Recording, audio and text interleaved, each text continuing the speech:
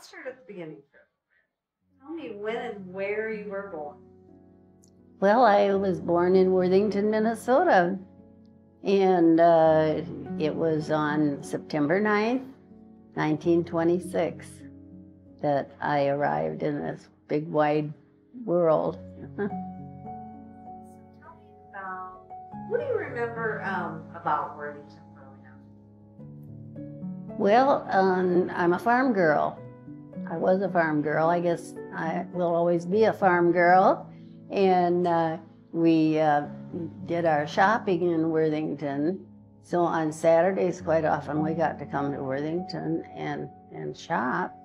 And we looked forward to that. And if we got something, and maybe we got a dime to spend, I say we because I have a sister that's 2 years older than me.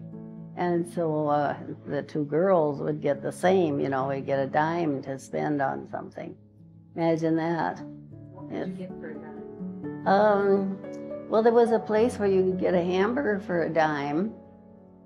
And you could buy a little bag of candy for a dime. There were dime things, there were penny things too.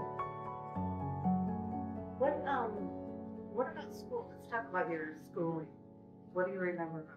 Oh, I didn't go to school in Worthington. I lived on the farm north of town, and I started first grade when I was 4 years old. And now that sounds almost impossible, but in a farming community, it's operated differently. If you have all property owners, then you don't have much of a change in population, maybe for a few years, because they owned their farm and that's where they stayed and farmed. So the kids went to that school. Well, the year that I was 4, I turned 5 the 15th of September. So I made the story a little bigger than it, but it's true. That fall, there were 4 others in our district that were starting in the first grade, but I was only 4, you know, and I could, with the population of that district, I could have gone through all 8 grades without any classmate. And the teacher talked to my parents and said, won't you let her start a year early? Okay, so they agreed to that, and things worked out fine until it was graduation from high school time.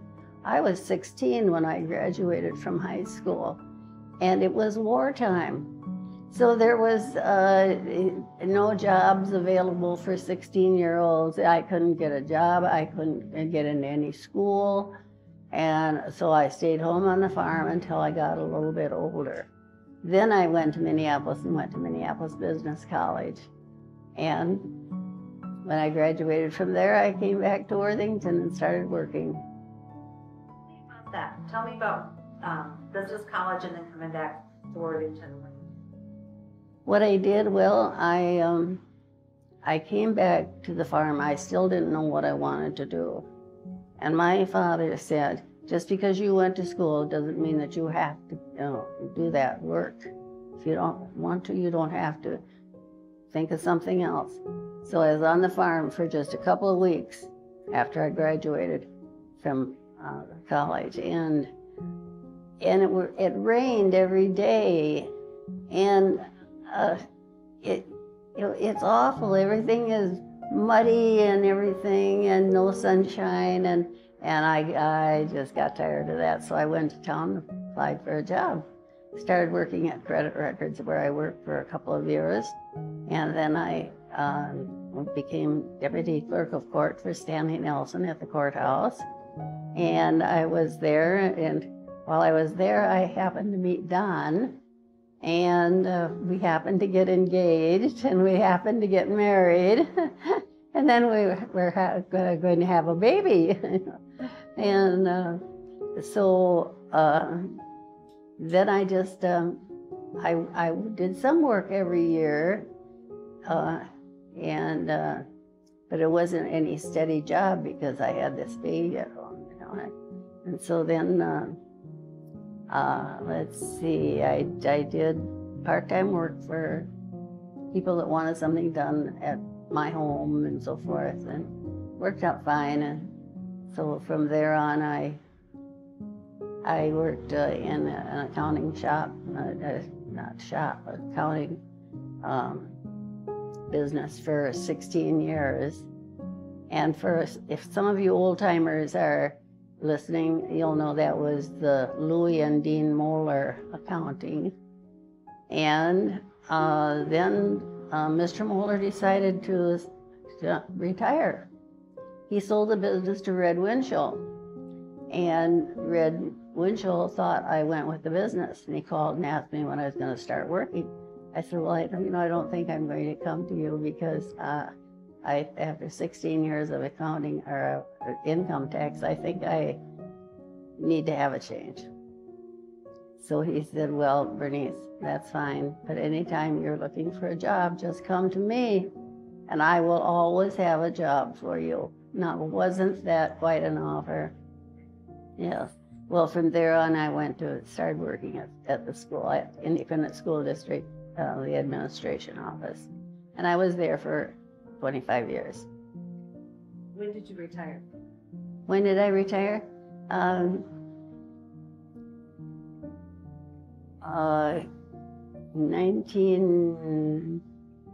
Well, I was 60 years old when I retired. I retired when I was 60 because I could get full retirement. And Don had been, when I say Don, of course, that's my husband, and he had been working at the Globe for 38 years, and he retired 2 years before I did. And we knew that was going to happen because he was 6 years older than me. So we always knew that he would retire before I did. And so that was a good time for me to retire at 60 then, because I could get full benefits. And so that's when I retired. That's all changed now. 60 is not the retirement. No, it's not. Because I'm getting close to that, and I would love it, but I'm not going to be able to retire. So let's circle back a little bit and talk about your husband, Don. Oh. Tell us about the story about how you met and. Well, I didn't know Don until after World War II. He served in the Army, and he came back. He was discharged, and he came back to Worthington, where he had been working it wasn't the Globe, it was the other printing company, and he got his job back, and so he was eating all his meals out because he just rented a room there, and that's what we did back then. We just rent a room and eat all our meals out and hope we could go home on the weekend and get some mom's cooking, and so he was eating in the restaurant, and there were, I think, about 6 or 7 of us girls that were doing the same thing. Well, one of those girls knew Don, and he looked so lonesome sitting up there at the counter, and we had a booth. So we said, should we ask him to eat with us? Sure, he's lonesome, he's just home from service, and so he came and ate with us. Then he started giving me a ride home. So, and that, then in due time we were married. We were married in 47. Yeah, in 47. We were married almost 57 years. Then he passed away. That's a lifetime. Almost. Tell me about him. He was about my size, and he always claimed to be a little bit taller than me, but I didn't agree with that. And in the first place, we didn't have any religious settlement because he had gone to he was a member of the Presbyterian Church here all his life, and I was a member of the Fulda Presbyterian Church. So, of course, I transferred my membership to Worthington, and I always reminded him how much I sacrificed because I did that for him. He was more on the quiet side, he was a handsome young man. I see. Tell me about your square dancing. About the square dancing? Yeah, Oh, well, we started square dancing in 1952. And we square danced right up until the time he passed away. He died very suddenly on a bus trip. That's what happened. And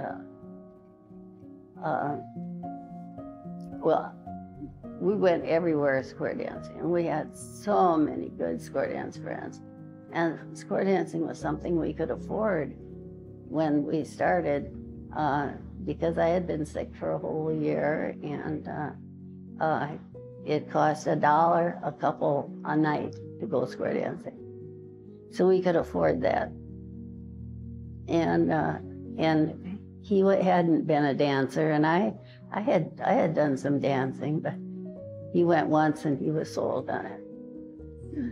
So we just kept on square dancing, and Saturday night was for square dancing, and I square danced 68 years, and I still would do it, not like I used to, but. What other things did you, like you said, money was an issue, and back when Mm-hmm. you were newly married, Mm-hmm. what kind of things did couples do back in the late 40s, early 50s? Oh, well, we like to do outside things, and we like to go fishing, and we had a house and a lawn to take care of, and once in a great while we'd go to a movie if we could afford it, and we were involved in church things, and then we had 2 children. What do you like your children? Well, we have a son and a daughter. Our daughter is the oldest. And Joan is 73 now and retired, and her husband's retired. She lives in the cities. And our son, Dean, is 2 years younger. And well, he was retired, but only for a few days, and then someone called and offered him a good part-time job, and he said, sure, I'll do it. But he lives in Anchorage, Alaska. He's been there over 30 years. He'll never come here to retire. Let's talk about when you were when your kids were growing up. Where was your family home? We had a house here in town, a home. Mm-hmm. What were you like as a parent? I think we were kind of strict. We stressed education, and school was so important, and church was important, and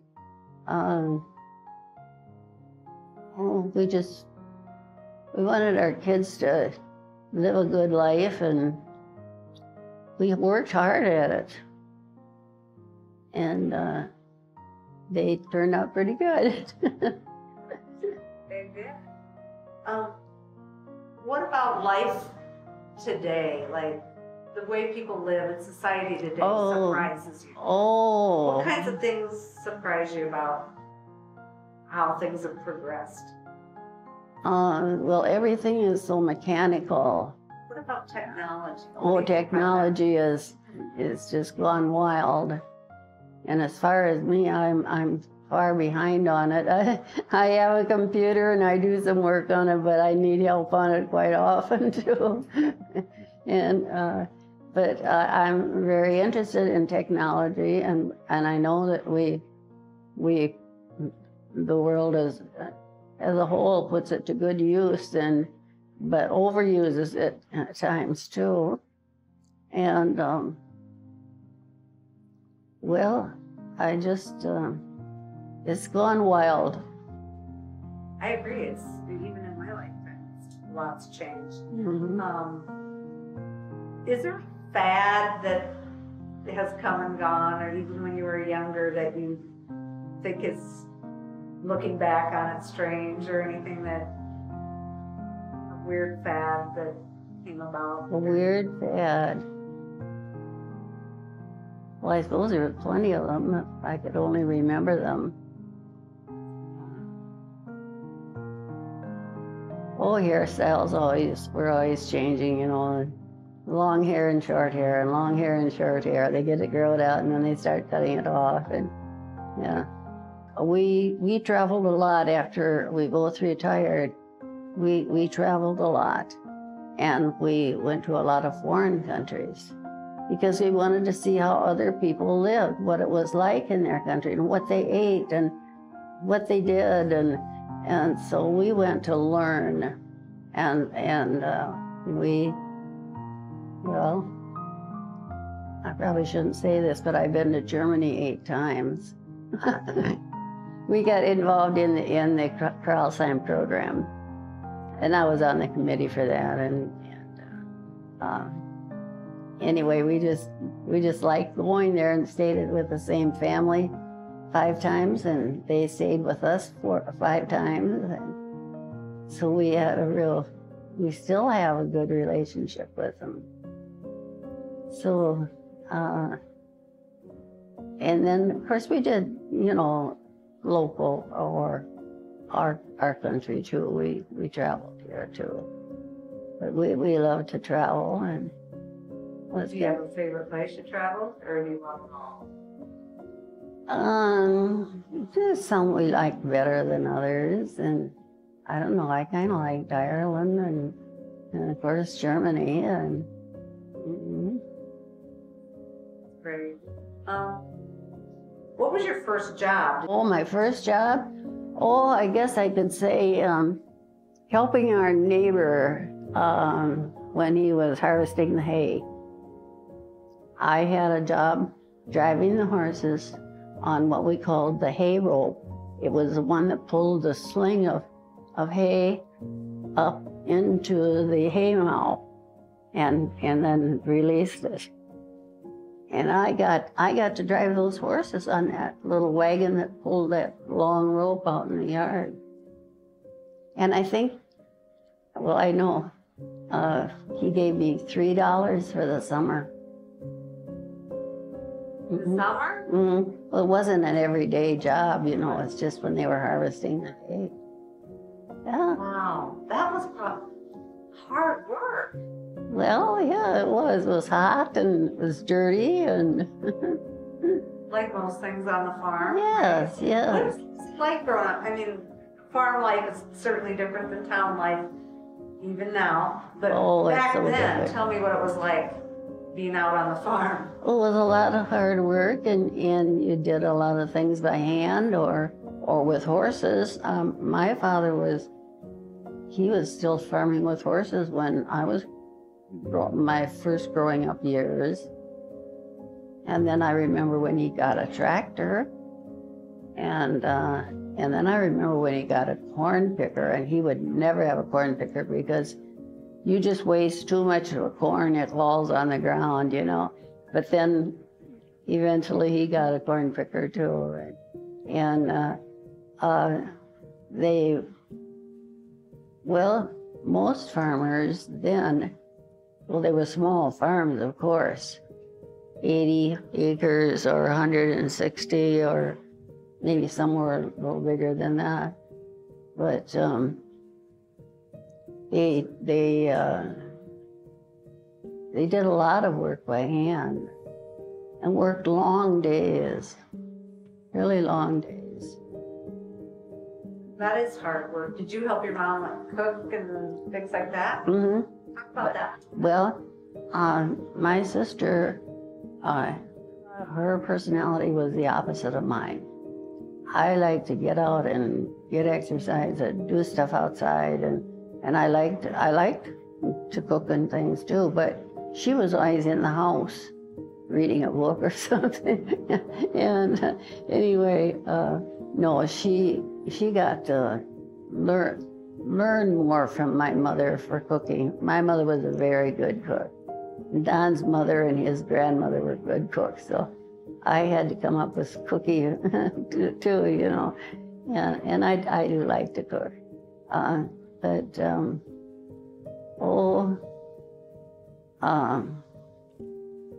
Yeah, I learned to cook, but not like my sister did, because if something needed to be fixed outside, then I got the hammer and fixed it. And it's things that my dad just didn't have time to do when there was field work to do.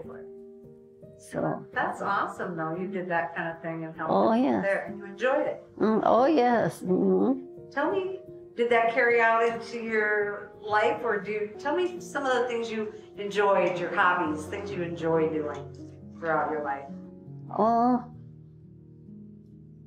I'm not a reader. My husband was a reader.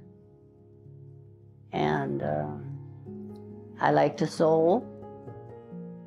Made all my square dance dresses for 68 years. All those ruffles and frills and everything. And I made them quite fancy. A lot of others did too, but I love to sew, and I like to cook and bake, and I like to do those things. But I actually learned more about that after we got married, because then was in the kitchen more. Don didn't want me doing those tasks outside. So you still enjoy the outdoors? I do. Mm-hmm. I do. I've always had flower beds, and we used to have a garden, and I like to be outside. We don't be outside as many months out of the year as we'd like to. No. Mm-mm. I know that one of the things that you like to do now, and probably for many years past, is volunteer. Let's talk about your volunteer work. Well, when Don and I retired, we decided we were not going to look for a part-time job. There was so much volunteering offered, and there were just openings, you know, and you could pick what you wanted, and so we always said we were almost full-time volunteers. And he had his things he drove for and did other things, volunteer work for, and I had my things. But then we had some things we volunteered together, and we got to meet very nice people and people that needed help, and we could do something for them. And Don did a lot of driving, and well, I don't know, it just seemed like we were full-time volunteers. We had our schedule, and that volunteering was almost first. I have some awards. I see this one here.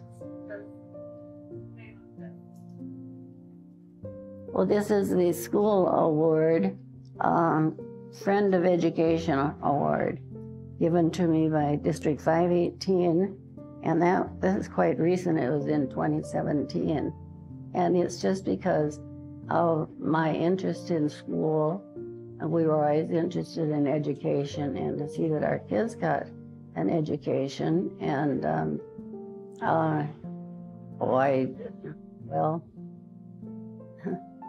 one thing I did was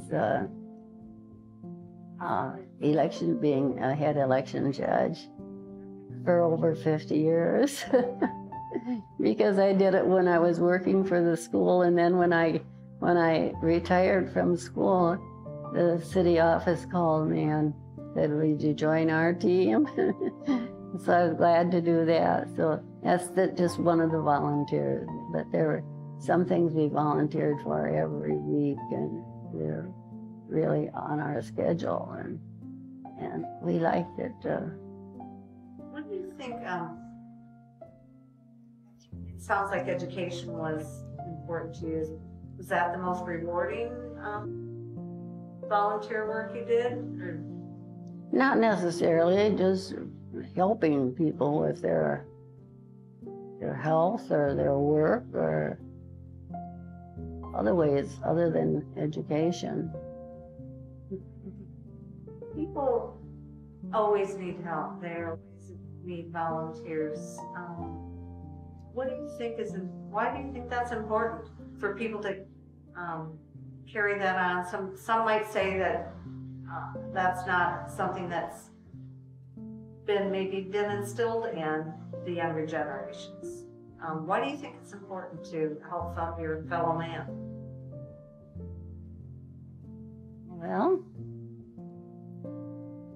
I guess I have needed help different times, and people have helped me. And I'll just say the mobile meals, for instance. There was a time when, for a couple of weeks, I had mobile meals delivered to me, and I have delivered mobile meals for years. They won't let me do it anymore. I don't know why, but they won't. And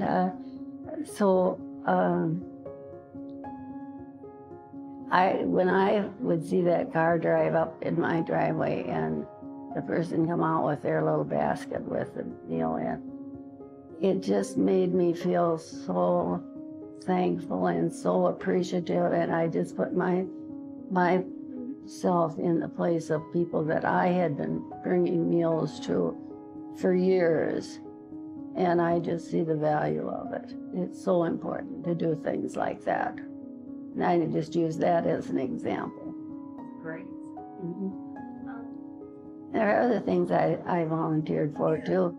I volunteered at the Dayton House.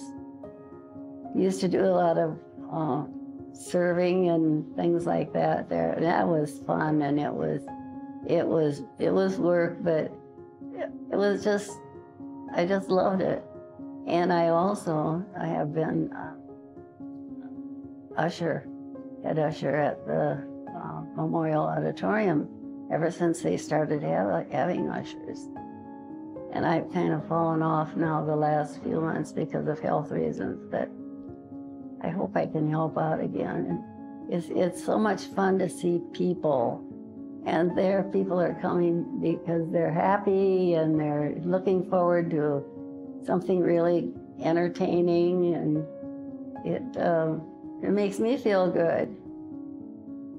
It's so fun to attend those events, isn't it? It is. Isn't it nice to have a place like Worthington?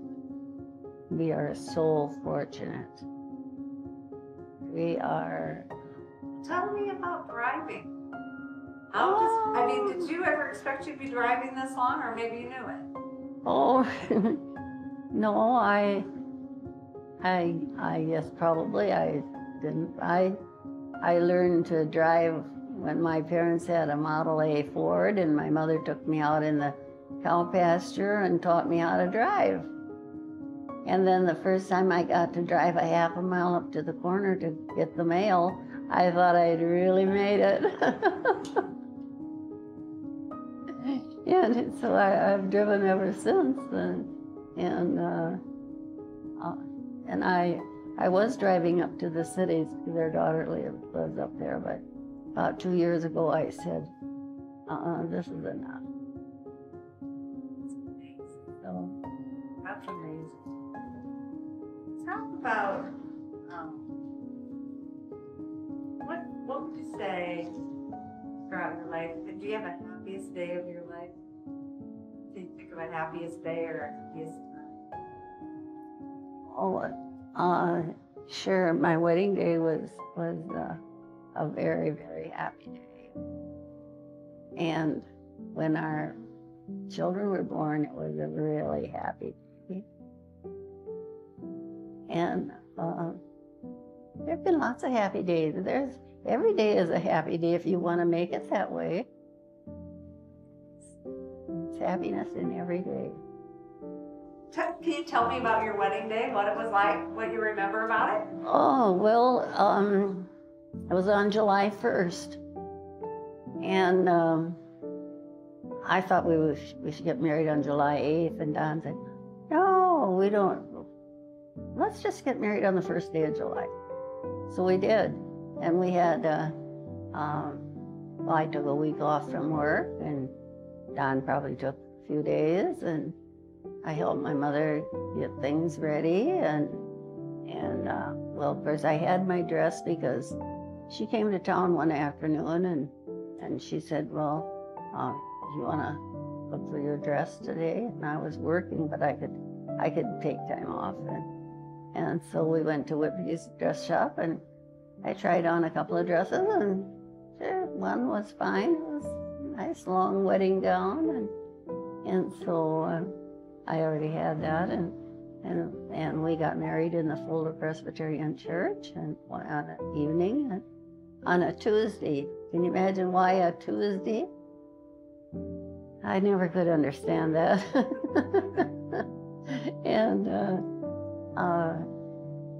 And then we had the reception out at the farm out at Mountain Pass, and invited everybody to come and served a nice lunch. Yeah, it was a beautiful day, just perfect. Wasn't hot, wasn't cold. It was just perfect. Take me back, if you can, to what it was like to raise your family here. Well,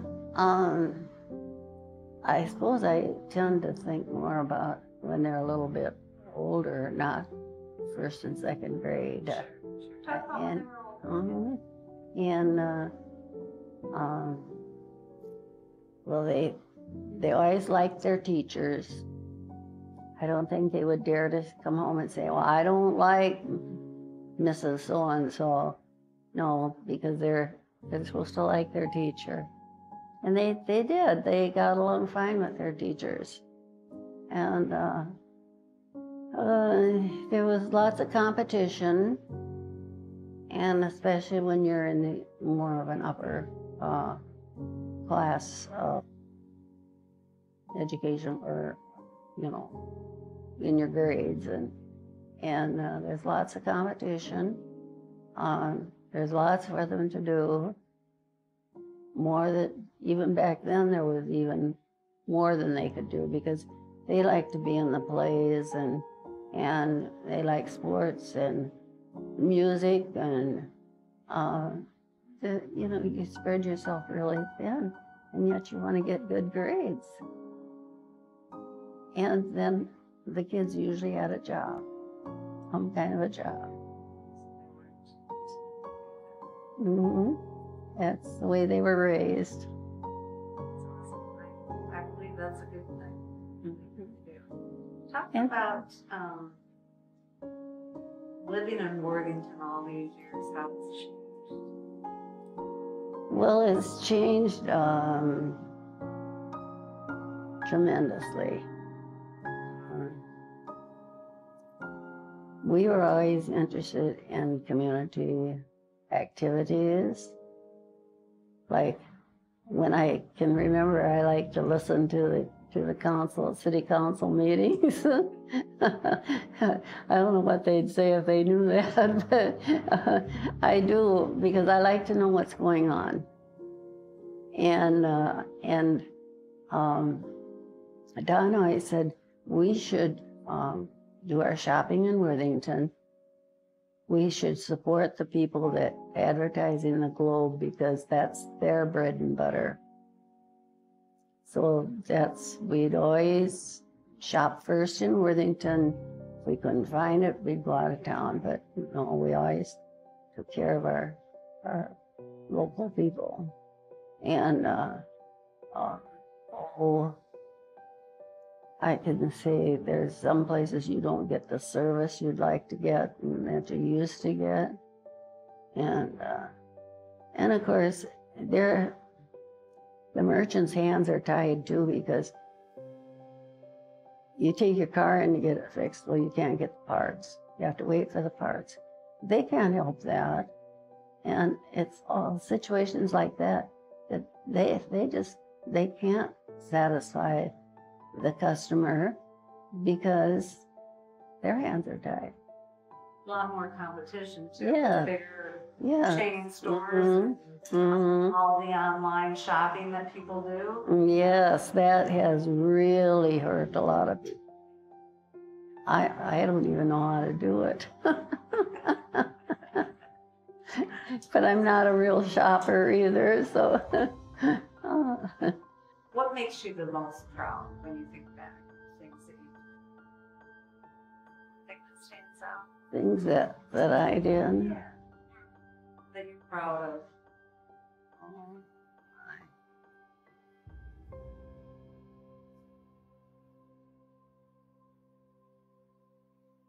Yeah.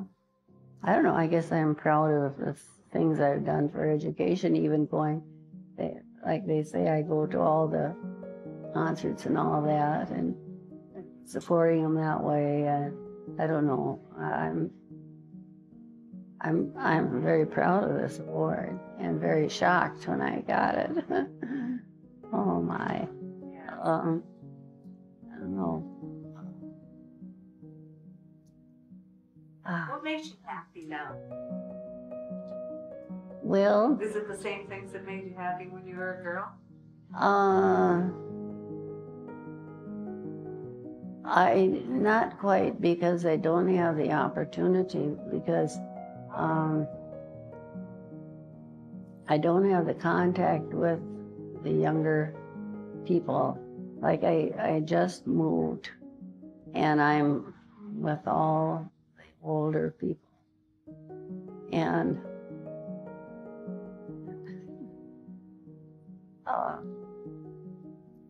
I don't know, I like to see young people that have some young ideas, that have fun, and well, I mean, older people have fun too, don't take me wrong. And I love older people, but I don't know, I like to see the kids at school when I'm greeting on Thursday mornings. That's why I'm anxious to get back now. I know I can do it. Sure. I'm sure. Tell me about, you did just recently move out to the Meadows. Yes. How's that? Tell me where you were living. You were living in your home in Worthington. Talk about that a little bit. Well, we built a home. We designed it and had it built and lived there 40 years. Then we decided maybe it was time to move. And we were doing a lot of traveling. And the thing was, Don always had to have that lawn mowed the night before we left and all those things, those last minute things. And he said, well, he talked condo, and he said, we can just pack the suitcase and walk out the door and lock the door and be gone. We don't have to worry about anything. Well, yeah, that's true. We did that. But he only got to live there 5 years and then he passed away. So, but that's the reason we sold our house and bought a condo. Well, so then I just stayed there. And then my children were concerned about me because I wasn't getting out. But we had the year when everybody stayed home. We had that. And then we've had bad weather and everything. And my daughter would say, well, Mom, just bake a batch of cookies and invite your neighbors in or your friends for cookies and coffee. I said, Joni, it doesn't work that way.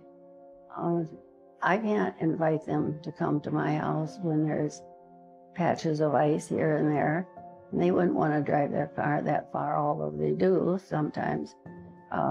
But I said, it just doesn't work that way. I wouldn't want to have to walk to somebody else's house on the ice for a cup of coffee although I would love to have their friendship. So then she could kind of understand that. Well, then I was just staying home so much because I don't have anybody to go anyplace with. See, I've outlived all my friends. And all these square dance friends, there's very few of them that are even living, let alone square dancing. So they kept suggesting the Meadows that I go to. Because where I am in the condo, there are 2 sets of 4 and 1 person in each building. And you can't get out to go see the other one because of the weather. And so they could see that I wasn't getting out enough. So I said, I'm not ready. And my doctor happened to be there when we were having the conversation. I said, do you think I'm ready? She said, no, you are not ready for the Meadows. And I said to the kids, I'll let you know when I'm ready. I said, I feel so fortunate that we have such a nice place right here in town, and it has such a good reputation. So one day I called them up and I said, I'm ready. And they were very happy, and things really started moving fast. So it seemed like no time I was in the Meadows, and we still haven't finished moving the things out of the condo. So just lock the door, and that's it for now. But it's different. It's different living at the Meadows. There are a lot of people around, but you don't ever feel like you're just being crammed in someplace, and everything is so well planned and it's so organized, and I like organization. You like being around people? I like being around people. I like people. I've always liked people. And I mean, I'm not quite the oldest one there, but I'm almost. Let's talk about what's it like living.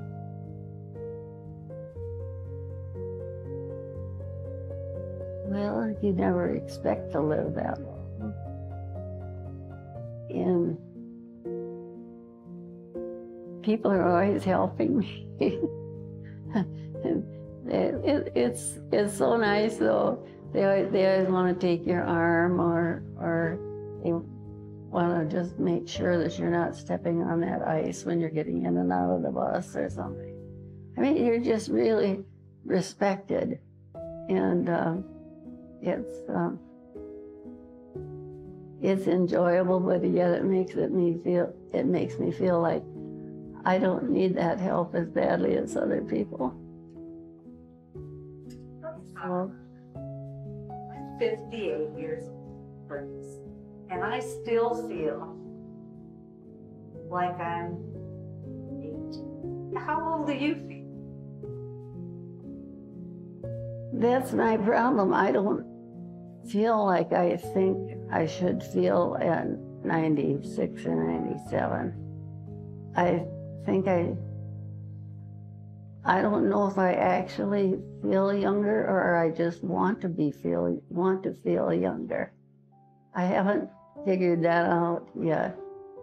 And it isn't that I don't want to be old, because it's a privilege to be older.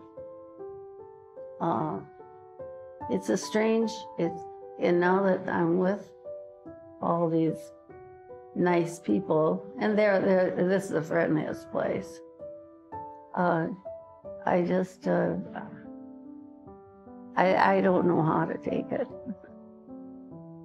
If you had some advice to give to young people who you enjoy being around, about how to navigate this thing we call life, Yeah. what would that be?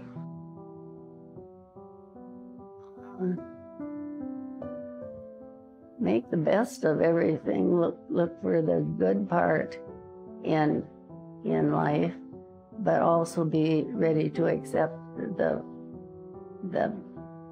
downfalls too. That's part of life too, and you've got to get ready for that. You've got to know that and be able to accept it. Is there anything else that you'd like to be remembered for, or anything, any other advice or anything else you'd like to talk about that we haven't talked about today? Well, take an active part in your community. That your community is not just other people, it's you too. You're making up part of this community, and you should do all you can do to make it a better place. And